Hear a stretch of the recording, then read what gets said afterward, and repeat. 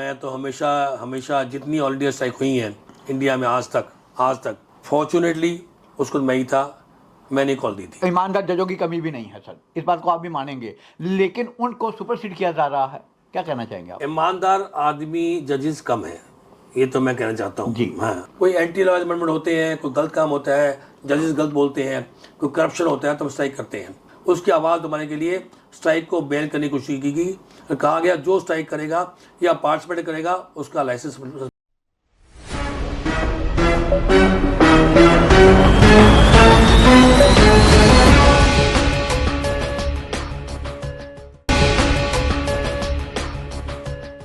नमस्कार दोस्तों, वकील साहब इंडिया में आपका स्वागत है। आज हमारे साथ श्री राजीव खोसला साहब, जो कि 5 बार बीसीडी के मेंबर रहे हैं। इसके अलावा चाहे वो हाई कोर्ट हो चाहे डिस्ट्रिक्ट कोर्ट के अंदर कई बार प्रेसिडेंट की पोस्ट को भी उन्होंने होल्ड किया है। मैं 90s के ऊपर जाना चाहूँगा कि जब बहुत बड़े एजिटेशन हुआ करते थे, वकीलों की लंबी हड़तालें हुआ करती थी, चाहे वो फैमिली कोर्ट के मसले के ऊपर हो चाहे कंज्यूमर कोर्ट के मसलों पर, जहाँ पर वकीलों की एंट्री को रिस्ट्रिक्ट कर दिया गया था। मैं खोसला साहब से जानना चाहूँगा कि सर वो जो पहले वाली स्ट्रॉन्ग लीडरशिप थी वो आज कहाँ चली गई है? देखिए, एक सामूहिक काम था, इकट्ठे हुए थे फैमिली कोर्ट के अंदर, आप कंज्यूमर कोर्ट के अंदर। लेबर में पहले से मना था, इसमें कहा गया, वकील एक्ट में आ गया कि आप इसमें वकीलों को पेश नहीं होने दिया जाएगा। पूरे इंडिया के अंदर कोर्टें शुरू हो गई थी, जिसके अंदर बेचारे लॉयर्स जो बाहर खड़े होते थे और क्लाइंट बाहर पूछता था कि हाँ साहब बताइए क्या करना है केस के अंदर। हमने कहा भाई देखो ये तो होगा नहीं, लीगल प्रोफेशन जो है दुनिया के लिए होता है, पब्लिक के फायदे के लिए होता है। हमने दिल्ली में ना फैमिली कोर्ट बनने दी ना कंज्यूमर कोर्ट बनने दी, जब तक गवर्नमेंट ने नहीं मान लिया कि वकीलों को अलाउ किया जाएगा। और आज उसी वजह से है कि दिल्ली के अंदर सरेआम कोई मुश्किल नहीं है, वकील पेश होते हैं फैमिली कोर्ट के अंदर भी, कंज्यूमर। इसके बाद सेक्शन 30 का भी हमने किया। सेक्शन 30 एडवोकेट एक्ट के अंदर चेंजेस लेके आए, जिसके अंदर आज लेबर कोर्ट के अंदर भी सब पेश हो सकते हैं। लेबर कोर्ट के अंदर, किसी भी कोर्ट के अंदर ये पावर दी गई लॉयर को, ये पेश हो सकता है। सर, इसी प्रकार का एजिटेशन जब सीपीसी की में अमेंडमेंट वाली बात की गई या सीआरपीसी में अमेंडमेंट वाली बात की गई थी या फॉरेन लॉयर्स का मसला था, इसी प्रकार के ही लंबे बड़े बड़े एजिटेशन हुए और सरकार आप इस एजिटेशन से डर गई, क्या कहना चाहेंगे? हर बार हमने हज़ारों संख्या में किया, चाहे वो WTO हो जिसके अंदर कहा गया कि उसको बिजनेस माना जाए। हमारा प्रोफेशन है, वर्ल्ड ओवर हो सकता है ये बिजनेस हो, हमारा प्रोफेशन है।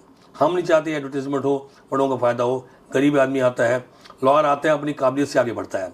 ऐसे ही हमने ये भी चाहा जाके, तो आपका ये दूसरा सिस्टम था आपका फॉरेन लॉयर्स का। फॉरेन लॉयर्स की एंट्री होने जा रही थी इंडिया के अंदर, उनका कुछ लोगों को फ़ायदा था।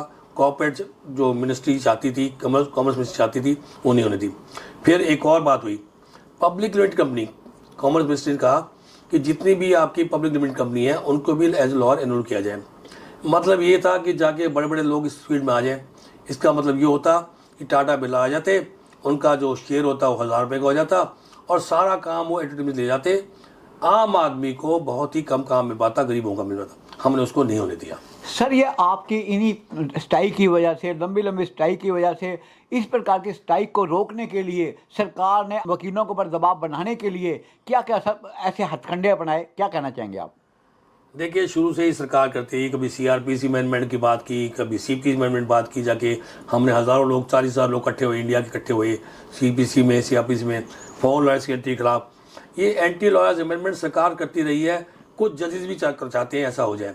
देखिए, जजेस चाहते थे कि स्ट्राइक ना हो, स्ट्राइक हमारे राइट है, हम नहीं चाहते कि स्ट्राइक बिना बात की हो। लेकिन कोई एंटी लॉयर्स अमेंडमेंट होते हैं, कोई गलत काम होता है, जजेस गलत बोलते हैं, कोई करप्शन होता है तो हम स्ट्राइक करते हैं। तो इसके लिए एंटी लॉयर्स अमेंडमेंट के लिए क्या हुआ, पहले कहा गया जाकर कि आप जो जजेस के खिलाफ जो बोलेगा और कंटेम्प्ट हो जाएगी। और कंटेम्प्ट होने के बाद क्या होगा, अगर कोर्ट के अंदर कंटेम्प्ट कर देते हैं तो इनिशिएशन के साथ ही, कंटेम्प्ट शुरू होने के बाद ही एकदम जब तक चलेगी तो वकीलों को उसके अंदर पेश नहीं आता। दूसरा ये है कि एक और किया गया, अगर आप स्ट्राइक करेंगे, सस्पेंशन ऑफ स्ट्राइक, आपका लाइसेंस को सस्पेंड किया जाएगा। क्योंकि वो चाहते थे कि कोई वकील की आवाज़ बुलंद ना हो, कोई भी वकील सरकार के खिलाफ, जजों के खिलाफ ना बोल पाए। एक लॉयर्स कम्युनिटी तो ऐसी कम्युनिटी है जो बोल सकती है, खुला बोलती है। उसकी आवाज़ दबाने के लिए स्ट्राइक को बैन करने की कोशिश की गई। कहा गया जो स्ट्राइक करेगा या पार्टिसिपेट करेगा उसका लाइसेंस